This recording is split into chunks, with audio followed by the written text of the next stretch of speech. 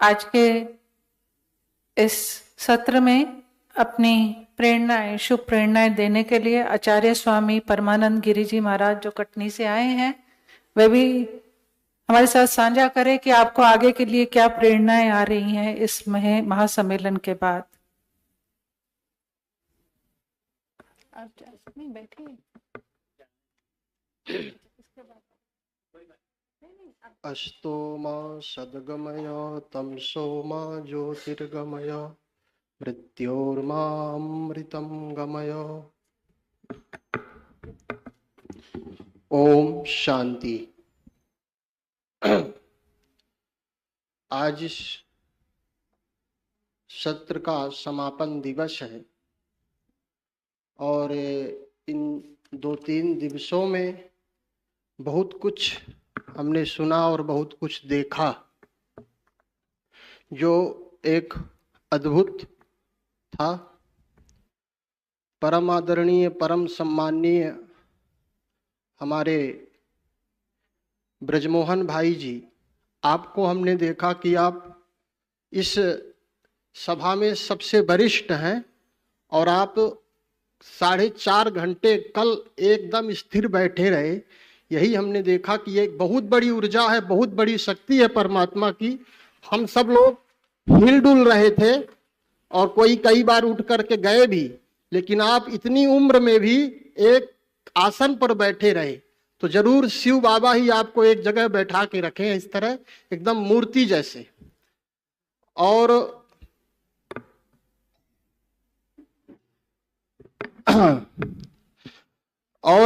बहुत बड़ी बात, सभी हमारे महापुरुषों ने यहाँ के बारे में अनुभव सुनाया कि यहाँ बहुत अच्छा है, ये योग यहाँ का, ज्ञान यहाँ की, सफाई यहाँ का, भोजन यहाँ का।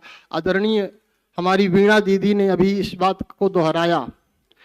एक बात हम कहना चाहेंगे, समय का अभाव है और पूरी बात हम अभी तक 3 बार आए लेकिन कह नहीं पाए समय के अभाव के कारण। हमेशा समय में बांध दिया जाता है, जिस कारण से हम डर के मारे 10 मिनट की जगह में 8 ही मिनट में पूर्ण कर देते हैं कार्य को। तो अभी ये आखिरी महाकुंभ है पृथ्वी का, सबके लिए ये महाकुंभ आखिरी है। इस बात को याद रखेंगे सभी लोग, क्योंकि इसके बाद अब दूसरा महाकुंभ नहीं आएगा। और इस महाकुंभ में इस ब्रह्मा कुमारी संस्था सबसे ज्यादा सम्मान दे रही है महात्माओं का। हमने तो इतना सम्मान कहीं नहीं पाया, आप लोग पाए हो तो हम नहीं कह सकते। इतना सुंदर प्रसाद और इतना सुंदर रहने की लग्जरी व्यवस्था महात्माओं को कोई देता नहीं है। अब महात्माओं की बारी है कि इस महाकुंभ में जो आप यहां से ले गए हैं उसको ले जा करके पूरे 100 करोड़ लोगों को जाके बांटें, तभी आपकी वास्तविक प्रशंसा जो आपने यहां इस संस्था की वो पूरी होगी। नहीं तो ये मात्र कपोल कल्पना मानी जाएगी। हमारा यदि इन माताओं और बहनों से वास्तविक प्रेम है, शिव बाबा से वास्तविक प्रेम है, तो पूरी शक्ति लगा दो इस महाकुंभ में।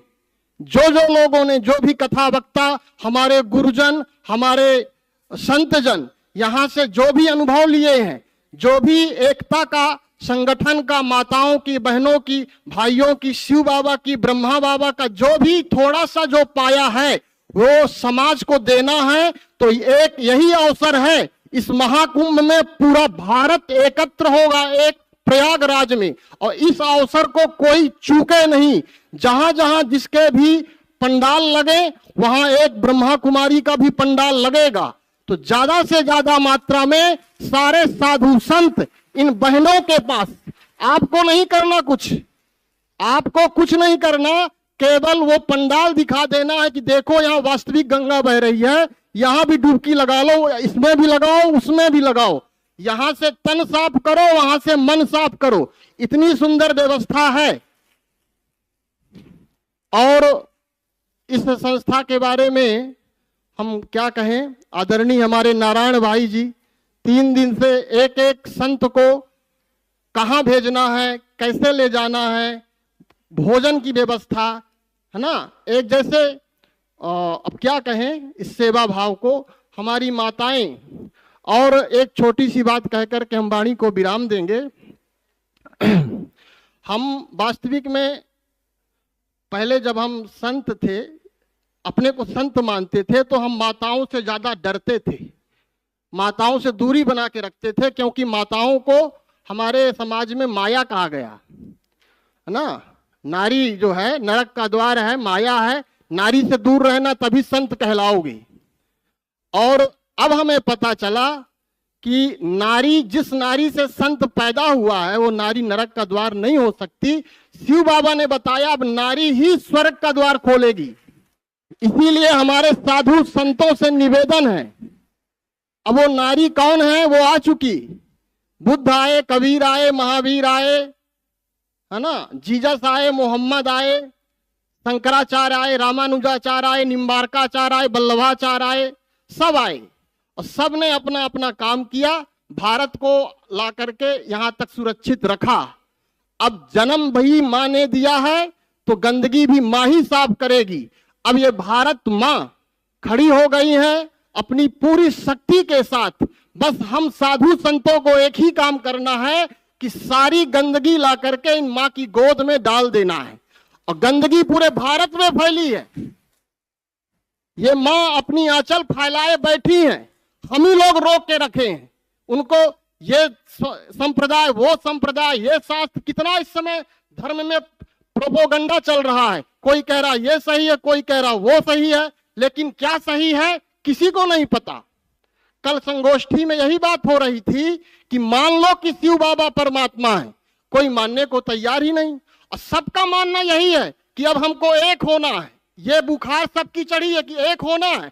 एक कैसे होगे, जब एक के बनोगे, एक की बात मानोगे, तभी एक हो सकते हो, अन्यथा एक होने का कोई उपाय नहीं है। अब वो समय आ गया है, आपको शिव बाबा के झंडे के नीचे आना ही पड़ेगा। आप सभी का बहुत बहुत धन्यवाद। जो 3 दिन आप लोगों ने जो भी सेवा की उसके लिए हमारे पास शब्द नहीं आभार प्रकट करने के लिए। आदरणीय हमारी लक्ष्मी दीदी, जिनके छत्र छाया में, जिनके आशीर्वाद से हम यहाँ पर आए, और आप सभी का विशेष प्रेम है और हम आते रहेंगे। अंतिम में हम ये बात कह करके वाणी को विराम देंगे कि हमने तो ठान लिया है, अब चाहे कुछ भी हो जाए, हम इन माताओं के साथ रह करके, इन बहनों के साथ रह करके, चाहे कुछ भी सुनना पड़े, जब तक हम सबको एक ना कर देंगे तब तक अब हम चैन की सांस नहीं लेंगे, ना किसी को लेने देंगे। ओम शांति। बहुत बहुत धन्यवाद आचार्य स्वामी परमानंद गिरी जी महाराज कटनी से। आपने सबके अंदर बहुत उमंग, उत्साह और रूहानी नशा भर दिया है। आपका पुनः बहुत बहुत धन्यवाद। मैं निवेदन करूंगी आशा दीदी जी से कि वह भी मंच पर आएं और अपना स्थान ग्रहण करें। और अभी मैं शुभकामनाएं देने के लिए आमंत्रित करती हूँ श्री श्री 1008 महामंडलेश्वर स्वामी कपिलपुरी जी, जो रोहतक से आए हैं, कि वे भी अपनी शुभकामनाएं हमारे साथ साझा करेंगे।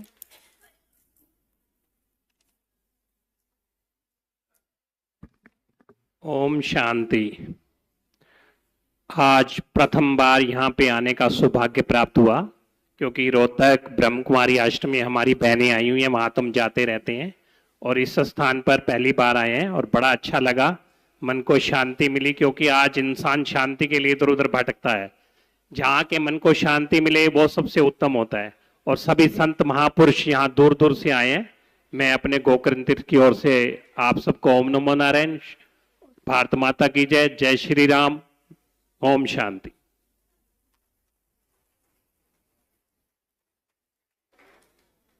बहुत बहुत धन्यवाद स्वामी जी का। आपको शायद जाना है ना, तो आप आए, हमें बहुत खुशी हुई। अभी मैं निवेदन करती हूँ महंत स्वामी चिन्मयानंद जी महाराज जो जोधपुर से आए हैं, उन्होंने यहाँ आकर क्या अनुभव किया और आगे के लिए क्या प्रेरणा है वो हमारे साथ साझा करेंगे।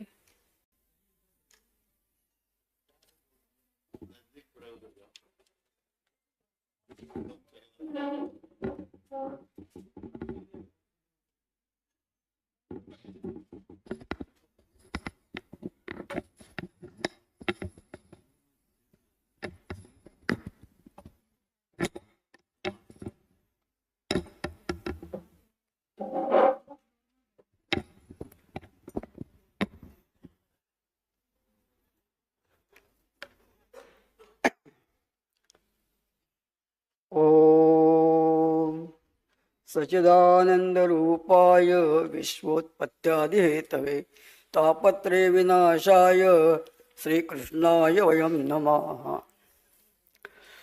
ओम शांति ओम शांति ओम शांति। मेरा ये प्रथम हुआ है कि मैं इस संस्था में आया हूँ और 3 दिन से हम देख रहे हैं